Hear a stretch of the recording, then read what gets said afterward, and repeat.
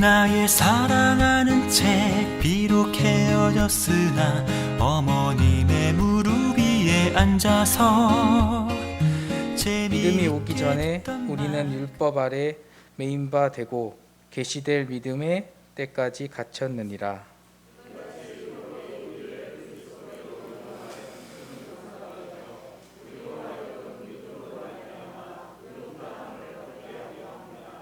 믿음이 온 후로는 우리가 초등교사 아래에 있지 아니하도다.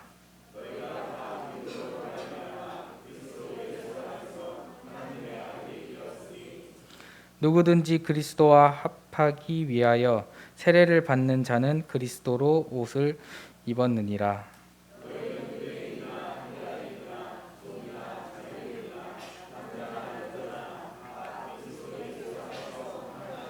함께 하시겠습니다. 너희가 그리스도의 것이면 곧 아브라함의 자손이요 약속대로 유업을 띠 자니라.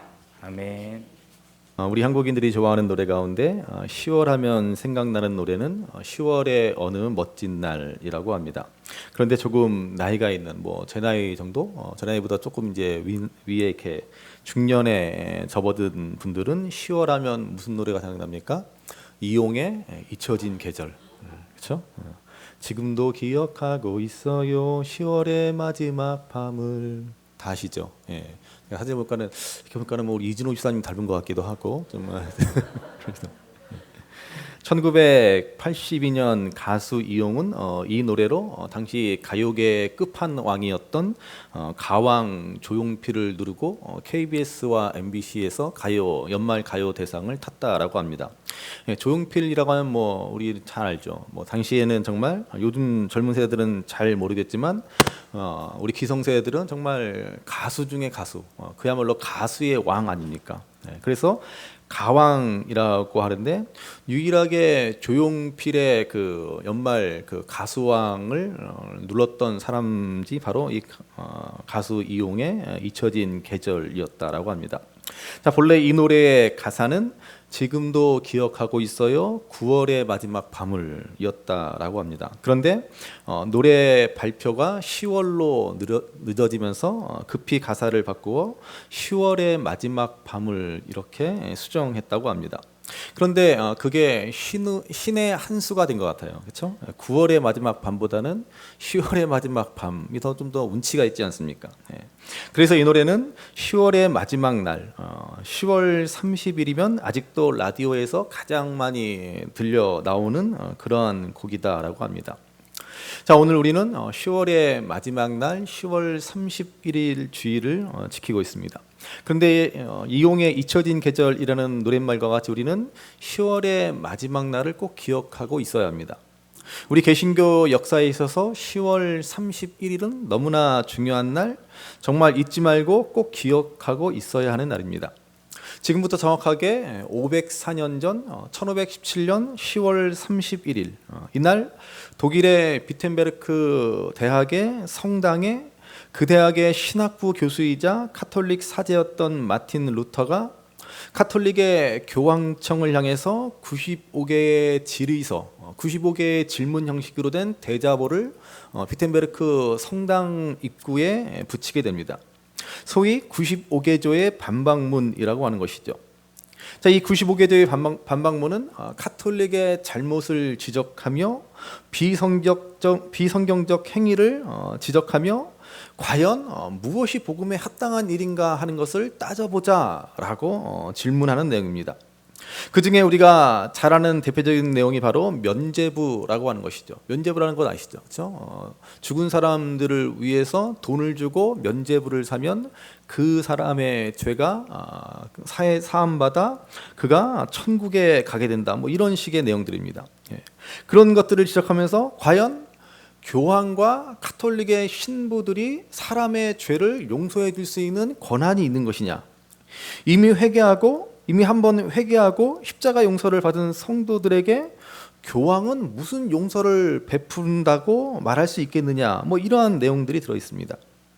이렇게 루터의 95개조의 반박문이 도화선이 되어 천년을 넘게 이어져 온 카톨릭 교회의 부패와 횡포에서 벗어나 말씀으로 돌아가고 참된 신앙 회복을 위한 운동이 일어나는데 그것이 바로 종교 개혁입니다. 그 시작이 바로 1517년 10월 31일 10월의 마지막 날에 일어난 것입니다. 그러므로 우리는 이 10월의 마지막 날을 기억해야 하고 우리 신앙이 정말 늘 성경대로 늘 바른 믿음으로 서 있는지를 점검해야 할 것입니다. 자, 그래서 우리가 마침 갈라디아서의 말씀을 보고 있는데 이 갈라디아서의 말씀이야말로 우리 신앙의 본질을 가장 정확하게 말해주는 말씀입니다. 종교 개혁을 일으킨 마틴 루터도 이 갈라디아서의 말씀을 통해서 참된 복음이 무엇인지를 깨닫게 되었습니다. 사실 루터는 카톨릭의 사제, 카톨릭의 신부로서 카톨릭이 가르치는 공로주의, 행위 구원 사상, 율법주의에 빠져 있던 사람입니다. 그는 마치 변화되기 이전의 사도 바울과 같이 누구보다도 철저하게 율법을 지키고자 열심히 노력한 사람입니다. 그렇지만 그가 아무리 노력하고 철두철미하게 하나님의 말씀을 따르고자 했어도 그 마음에 늘 불안감이 있었습니다. 도무지 구원의 확신이 생기지가 않았습니다. 그래서 그는 하나님 앞에 의롭고 성결함을 얻기 위해 더욱 자신의 육체를 학대하고 고행을 하며 하루에도 몇 번씩 기도문을 외우며 예수님의 고난을 생각하며 빌라도의 계단이라고 일컬어지는 그 성당의 계단을 무릎으로 기어 올라갔지만 그의 마음속에 있는 의심과 불안과 두려움은 도저히 떨쳐지지가 않았습니다. 그러다가 그는 마침내 성경 한 구절을 통해 복음이 무엇인지를 깨닫게 되고 구원의 확신을 갖게 됩니다. 많은 사람들이 그것을 바로 로마서 1장 17절 말씀으로 잘못 알고 있습니다. 자, 로마서 1장 17절 말씀을 한번 보시기 바랍니다. 로마서 1장 17절 같이 읽습니다. 복음에는 하나님의 의가 나타나서 믿음으로 믿음에 이르게 하나니 기록된 바 오직 의인은 믿음으로 말미암아 살리라 함과 같으니라. 아멘. 자, 여기 나오는 이 말씀과 같이 오직 의인은 믿음으로 말미암아 살리라. 이 말씀을 루터가 바로 이 로마서의 말씀을 통해서 깨달았다라고 많은 사람들이 알고 있는데 사실은 그렇지 않습니다. 루터가 깨달은 말씀은 바로 갈라디아서의 말씀입니다. 제가 성경에서 제일 중요하다라고 강조하는 갈라디아서 2장 16절의 말씀입니다. 자, 갈라디아서 2장 16절의 말씀을 같이 보시겠습니다. 사람이 의롭게 되는 것은 율법의 행위로 말미암음이 아니요 오직 예수 그리스도를 믿음으로 말미암는 줄 알므로 우리도 그리스도 예수를 믿나니 이는 우리가 율법의 행위로서가 아니고 그리스도를 믿음으로써 의롭다함을 얻으려 함이라. 율법의 행위로서는 의롭다함을 얻을 육체가 없느니라. 아멘. 자, 루터는 이 갈라디아서의 말씀을 통해서 비로소 복음이 무엇인지를 깨닫게 됩니다. 사람이 의롭게 되는 것은 어떤 율법의 행위로나 어떤 공로나 선행으로서가 아니라 오직 믿음으로 의롭게 된다라는 사실입니다. 지금까지 카톨릭이 가르쳐준 그 행위사상, 공로사상, 그것이 얼마나 잘못된 것이었는가 하는 것을 루터는 마침내 깨닫게 되었습니다. 그래서 루터는 성경 가운데 갈라디아서를 가장 소중하게 여겼습니다. 오죽했으면 나는 갈라디아서와 결혼했다, 갈라디아서는 나의 캐서린이다 라고까지 말했습니다. 캐서린은 루터의 아내의 이름입니다. 그만큼 갈라디아서를 중요하게 생각하고 사랑했다라는 것입니다. 그러므로 오늘 우리도 이 갈라디아서를 통해서 복음의 참된 의미를 깨달아야 합니다. 구원의 참된 확신과 기쁨을 누려야 합니다. 우리가 의롭다 여김을 받고 우리가 구원받은 하나님의 백성이 된 것은 우리의 어떤 공로나 행위 때문이 아니라 오직 예수님을 믿는 믿음으로 의롭게 되었다라는 이 복음의 진리를 확실히 알아야 합니다. 그러면 이 복음의 진리를 말할 때마다 항상 따라오는 질문이 한 가지 있습니다. 우리가 지난주 말씀에서 미처 다 보지 못한 부분인데요. 오늘 본문 앞에 갈라디아서 3장 19절 말씀을 보시기 바랍니다. 19절 말씀 같이 읽습니다. 그런즉 율법은 무엇이냐? 범법함으로 더하여진 것이라. 천사들을 통하여 한 중보자의 손으로 베푸신 것인데 약속하신 자손이 오시기까지 있을 것이라. 아멘. 자, 사람들은 믿음으로 말미암아 의롭다함을 받는다라는 이 복음을 들을 때마다 늘 동일한 질문, 이 질문을 던집니다. 그러면 도대체 율법은 무엇이냐라고 하는 것입니다. 하나님이 왜 율법을 주셨느냐라고 의문을 제기합니다. 이에 대해서 지난번에도 한번 말씀드렸는데 이 말씀에 의하면은 먼저 범법함으로 더하여진 것이다라고 말씀하고 있습니다. 여기 범법함으로라는 말을 좀 더 정확하게 번역하면 범법함을 위하여라는 뜻입니다. 하나님이 우리의 범죄를 위해서 율법을 주셨다, 이 말입니다. 자, 무슨 뜻입니까? 우리가 죄를 짓도록, 우리가 범죄하도록 율법을 주셨다, 그런 뜻이 아니라 우리가 죄를 지으며 이 땅을 살면서도 죄가 죄인 줄도 모르고 살아가는데 죄를 알도록 하기 위해서 율법을 주셨다라는 말입니다. 그래서 오늘 본문 22절은 이렇게 말씀합니다. 22절 말씀 보십시오. 22절 같이 읽습니다. 그러나 모든 것을 제 아래 가두었으니 이는 예수 그리스도를 믿음으로 말미암는 약속을 믿는 자들에게 주려 함이라. 아멘.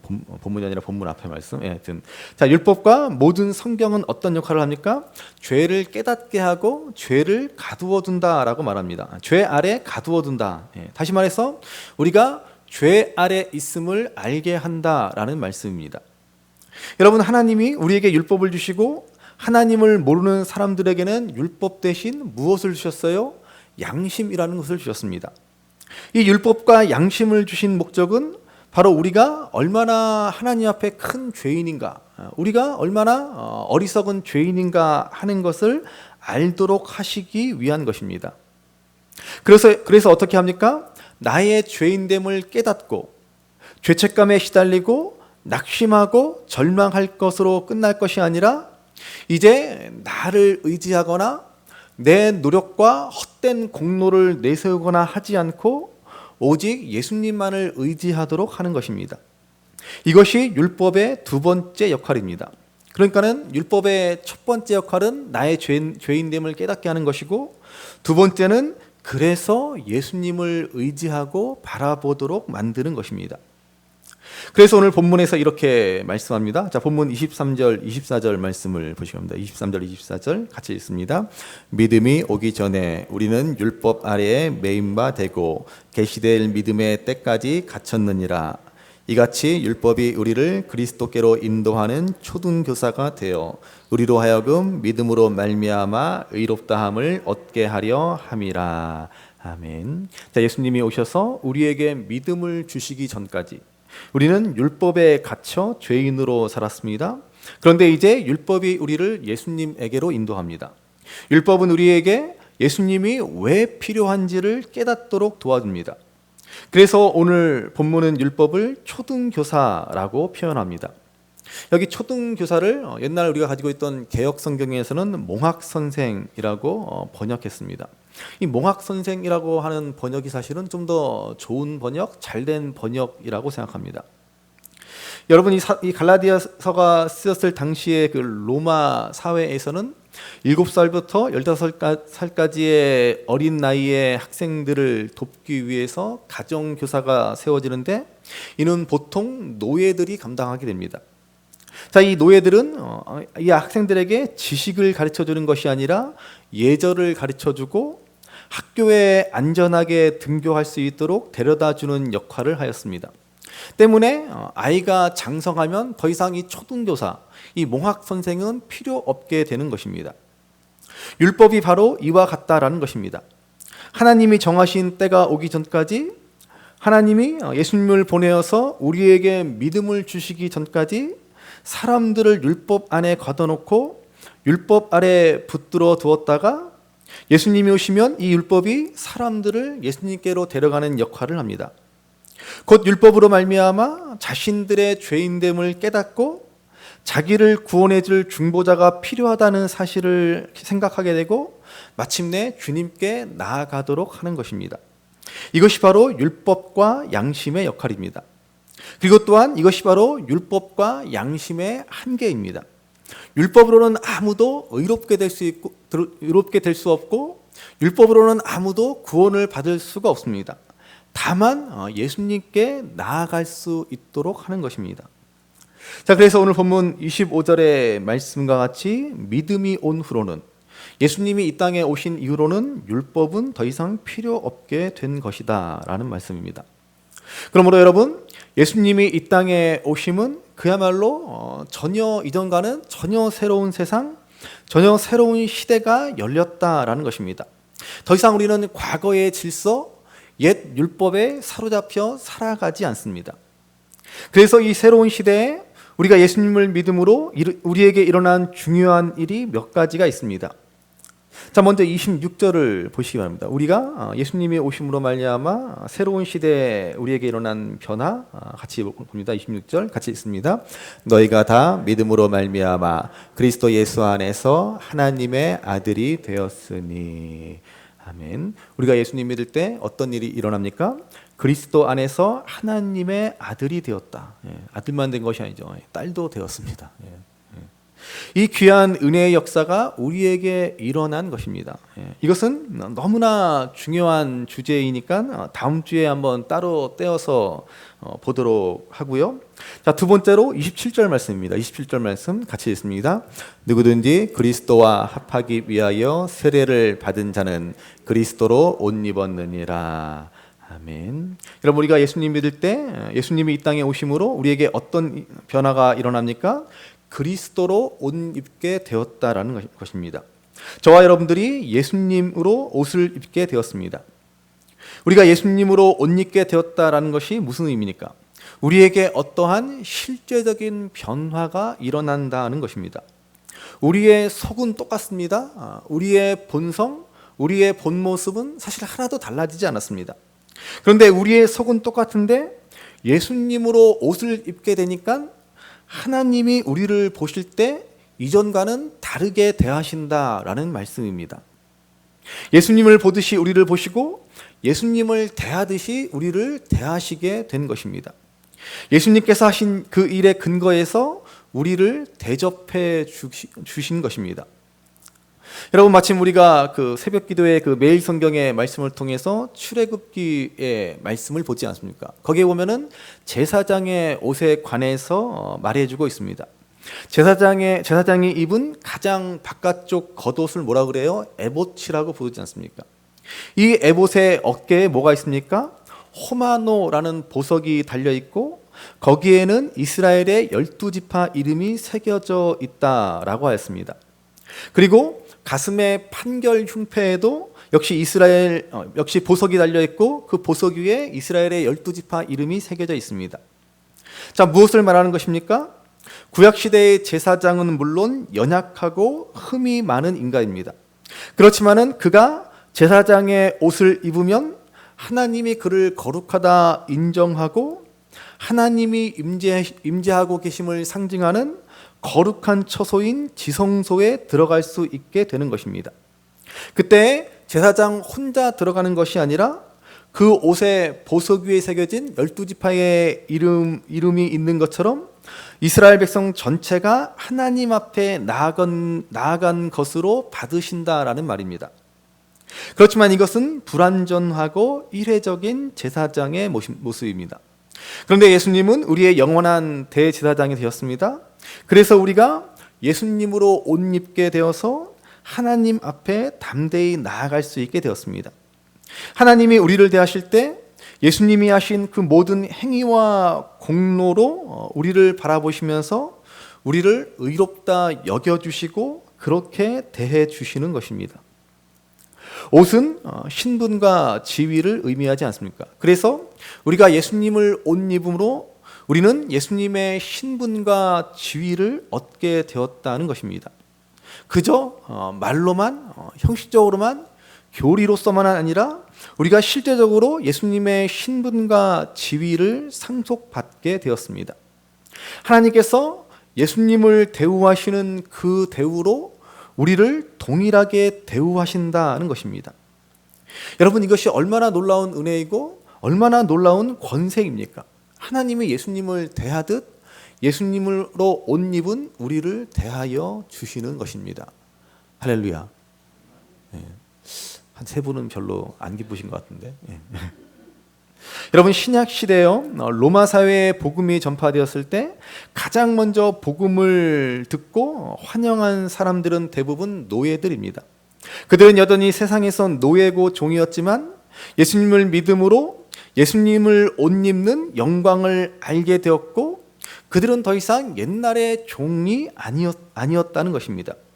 신분은 하나도 달라지지 않았습니다. 여전히 종이고 여전히 노예로 살았지만 그들은 더 이상 매가 두려워서 주인에게 아첨하고 어떻게 하면 주인에게 잘 보일까 노력하고 그저 주인이 보는 데서는 그냥 열심히 하는 척하고 그 시간을 그냥 넘기면 오늘도 무사히 잘 지냈다?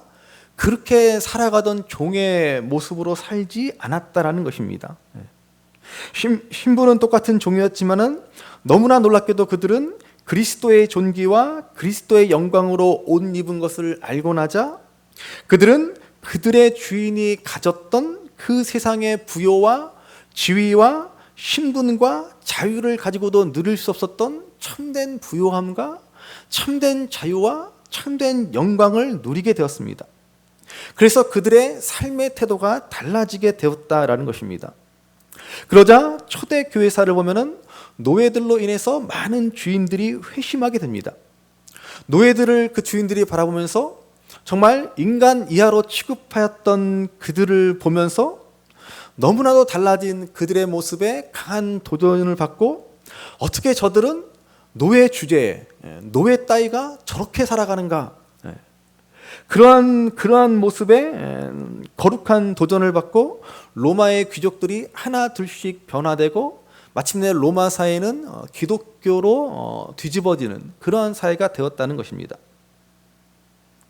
여러분 우리 한국교회가요 지난 30년 40년 동안의 한국교회의 모토가 예수를 잘 믿어서 부자되고 세상에서 훌륭한 신분과 지위를 갖는 것이 우리 한국교회의 모토였습니다. 그래야 교회와 성도들이 영광을 얻는 것이고 세상 사람들의 부러움을 받아 복음이 잘 전파될 것이다 라고 여겼습니다. 그렇지만 여러분 교회의 역사는 결코 그렇게 가르치지 않습니다. 교회의 영광과 능력은 결코 그런 데 있지 않습니다.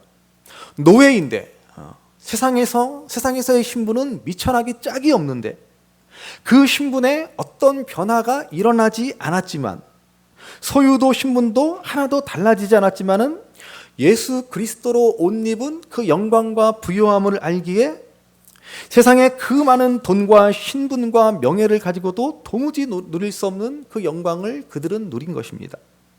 그리고 그러한 노예들의 모습에 주인들은 도전받고 부러워하고 그들도 마침내 변화를 경험하게 되었습니다. 여러분 이것이 교회가 세상에서 해온 일이고 교회가 세상을 이길 수 있는 힘입니다. 그리고 또한 그리스도로 옷 입은 교회가 보여준 놀라운 모습 또한 놀라운 능력이 있습니다. 자, 본문 28절 말씀을 보시죠. 28절 같이 읽습니다. 너희는 유대인이나 헬라인이나 종이나 자유인이나 남자나 여자나 다 그리스도 예수 안에서 하나이니라. 아멘. 여러분 우리가 살아가는 이 세상은 예나 지금이나 하나도 달라진 것이 없습니다. 그게 뭐예요? 사람들이 갖고 있는 다양한 모습들 각각의 다른 그 모습들을 가지고 그 다름을 전부 편견과 편애와 차별, 우열, 특권이라는 개념으로 바꾸어 놓았습니다. 나와 다른 사람들을 인정하고 포용하기보다는 너는 나와 다르다라고 하면서 차별하는 것을 당연히 여기는 세상입니다. 그런 세상을 우리가 살고 있습니다. 그래서 태어날 때부터 왕족이 따로 있고 귀족이 따로 있고 천민이 따로 있습니다. 태어날 때부터 차별을 받고 태어나는 세상입니다. 오늘날이라고 크게 다르지 않습니다. 오늘날은 어때요? 오늘날과 같은 이 자본주의 사회에서는 돈을 가지고 사람을 차별하죠. 그래서 금수저니 흑수저니 이런 타령들을 하고 있고 고객은 왕이다. 그러면서 고객을 뭐 VIP로 모신다고 하면서도 그 와중에 VIP가 있고 VVIP가 따로 있고 이게 전부 세상의 모습이라고 하는 것이죠. 정말로 너무나 유치한 것이지 않습니까? 너무나 천박한 것입니다. 너무나 천박한. 돈을 가지고 사람을 차별하는 사회.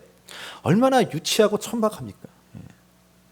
사실 여러분, 내가 잘하고 노력해서 돈 버는 사람이 얼마나 있습니까?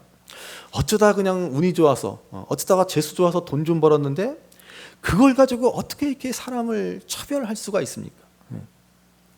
어제 뉴스를 보니까는 세계 제1의 부자라고 하는 그 테슬라의 사장인 뭡니까? 일론 머스크의 재산이 350 몇 조라고 그러더라고요. 한 사람의 개인 재산이 350조를 넘어갑니다.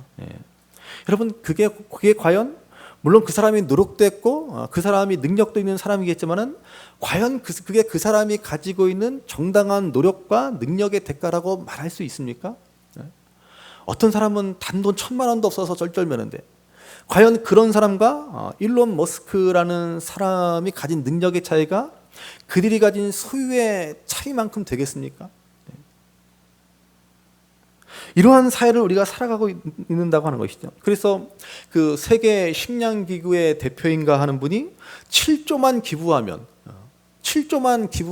일론 머스크한테 7조만 기부하면 세계 기아의 문제가 다 해결된다고 좀 기부 좀 해달라고 읍소하는 내용의 보도를 보았습니다. 350조 있으면서 그 7조를 기부를 안 합니다. 그냥 뭐 돈 가지고 그냥 자기 잘났다고 뻐기기나 하고. 여러분, 우리가 사는 이 시대가 얼마나 유치한 시대인지 모릅니다. 사람을 외모로 차별합니다. 피부 색깔로 차별합니다. 누가 그렇게 태어나고 싶어서 태어난 사람이 과연 어디 있습니까? 예쁘고 잘생긴 사람들을 보고서 뭐 신의 작품이라고 찬사를 보냅니다. 여러분, 하나님 작품 아닌 사람이 어디 있습니까? 다 하나님 작품이지, 그렇죠? 머리가 크고 다리가 짧아도 다 하나님의 작품이지 않습니까? 다 하나님의 작품이에요. 그런데 그 외모를 가지고 사람을 차별하는 사회, 그 사람을 만드신 하나님을 무시하는 것이죠. 특히나 우리나라 사람들은 공부를 가지고 그렇게 사람을 차별합니다. 공부 못하는 것을 무슨 큰 죄나 잘못으로 여깁니다.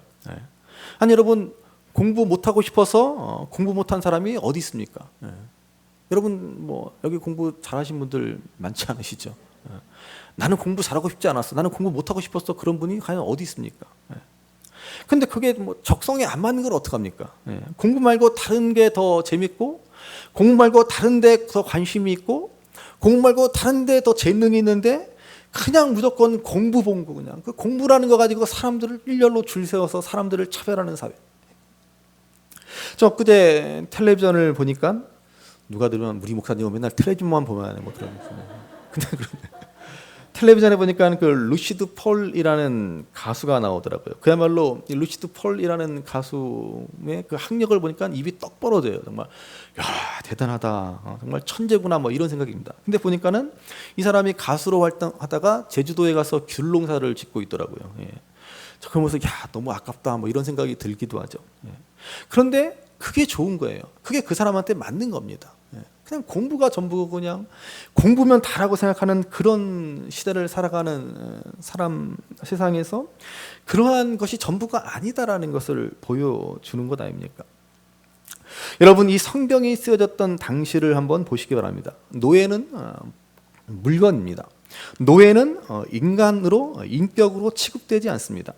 사람인데도 노예는 물건처럼 여겨지는 사회입니다. 노예가 아이를 낳으면 그 태어난 순간부터 그 아이는 주인의 소유가 됩니다. 그런 노예가 예수님을 믿었습니다. 그리고 교회에 와서 듣는 메시지가 무엇입니까? 오늘 본문 28절에 종이나 자유자나 그리스도 안에서 다 하나다. 여러분, 얼마나 이 감격적인 메시지입니까? 여러분, 이것이 바로 복음이고 이것이 바로 교회입니다.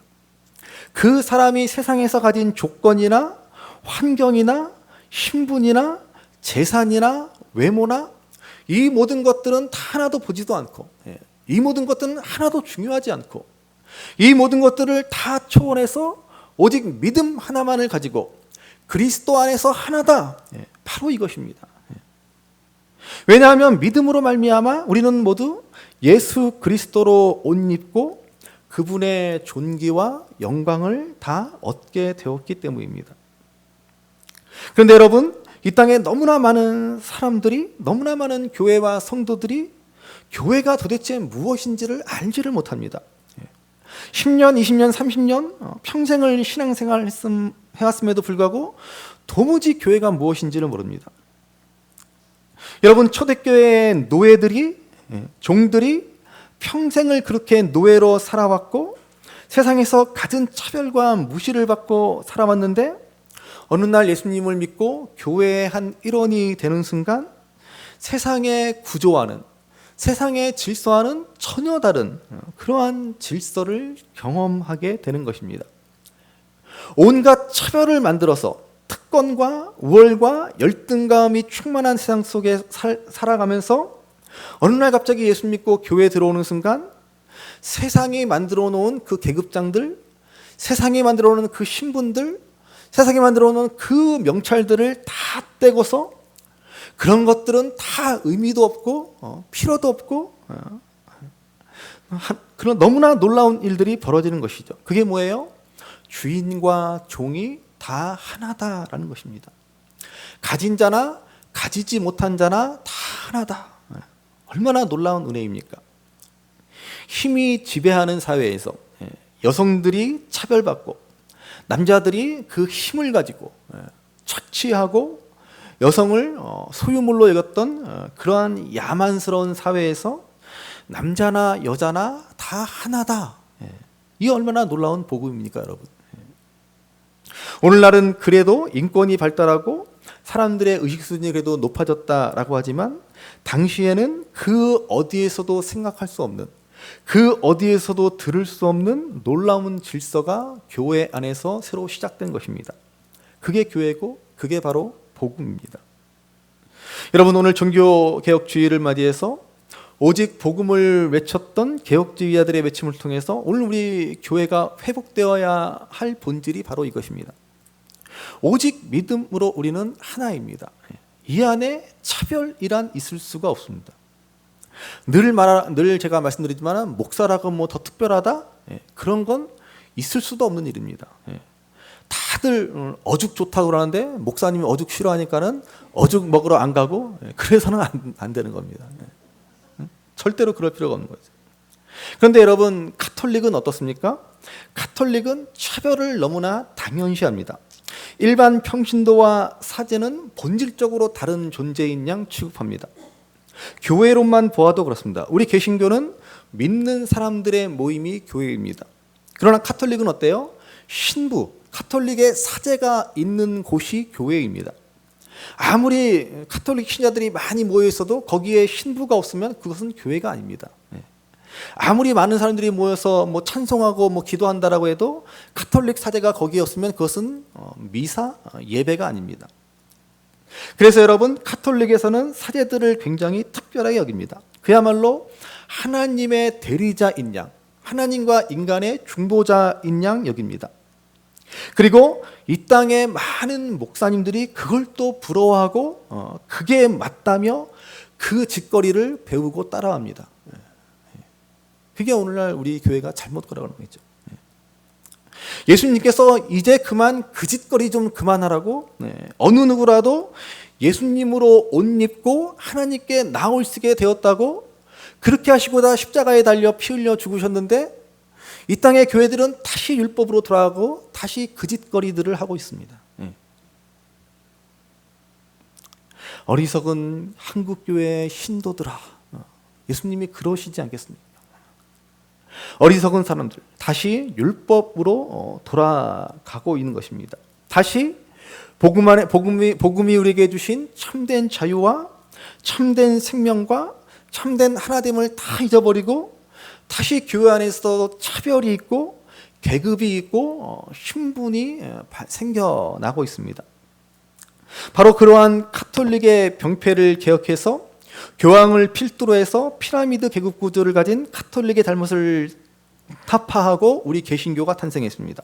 그래서 우리 개신교회를 개혁교회라고 하는 것입니다. 영어로 Reformed Church라고 하는 것이죠. 개혁된 교회. 그래서 우리를 개신교라고 합니다. 가톨릭의 타락한 모습을 개혁하고 생긴 교회라는 것이죠. 그렇지만은 뜻 있는 많은 분들은 우리 개신교를 리폼드 처치라고 할 것이 아니라 리포밍 처치라고 해야 한다라고 말합니다. 무슨 말이에요?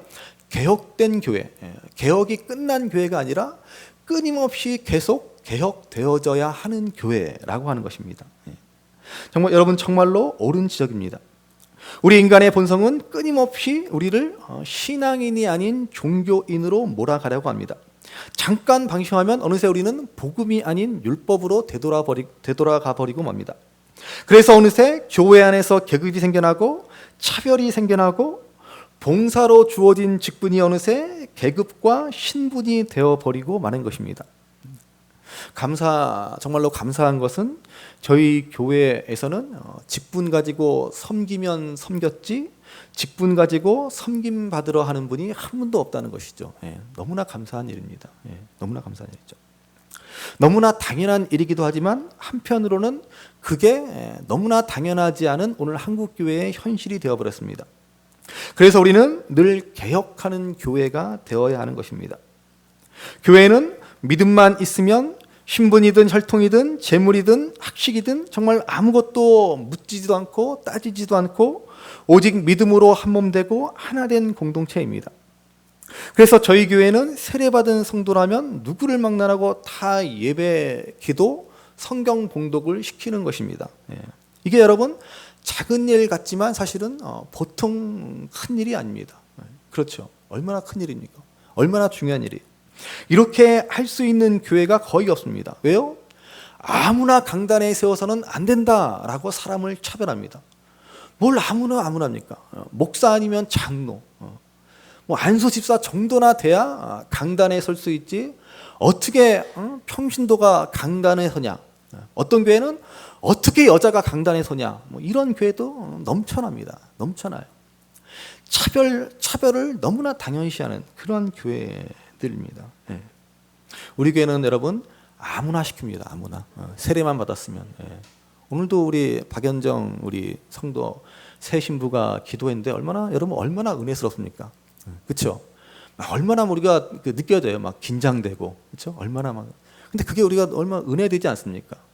조금 유창하게 기도하지 못할지라도 조금 긴장한 빛이 역력해도 그리스도를 믿는 그 믿음 안에서 우리가 함께 교회를 섬겨나가고 세워나가는 것, 그게 진짜 교회의 모습이라고 하는 것이죠.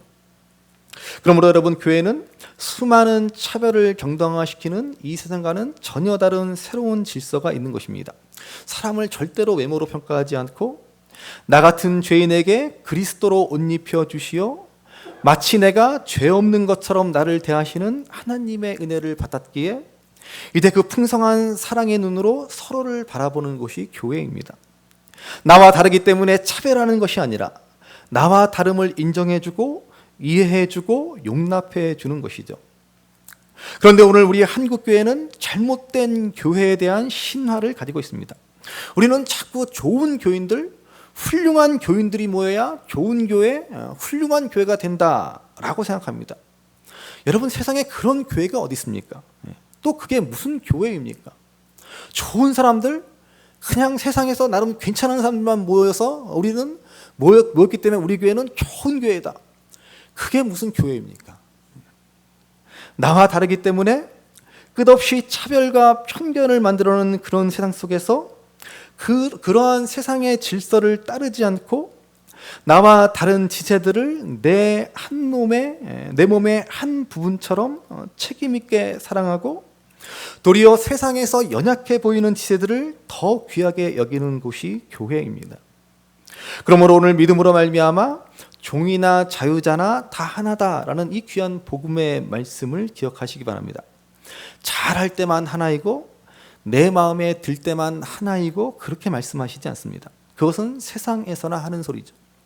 우리는 믿음으로 은혜로 예수님으로 하나 된 세상과는 전혀 다른 질서로 모인 교회입니다.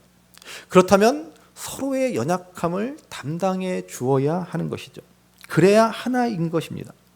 너무나도 불완전한 사람들이 모였기 때문에 때로는 우리 가운데 부족함이 있고 허물이 있을 수밖에 없지만 그 허물을 마치 나의 잘못인 양 안타까워하고 그 허물을 마치 내가 나의 부족인 것인 양 아파하면서 하나님 앞에 가지고 나와서 간절히 기도하며 내 죄를 고백하는 것처럼 내 죄를 회개하는 것처럼 그의 잘못을 가지고 함께 아파하며 울며 기도하는 것이 교회입니다.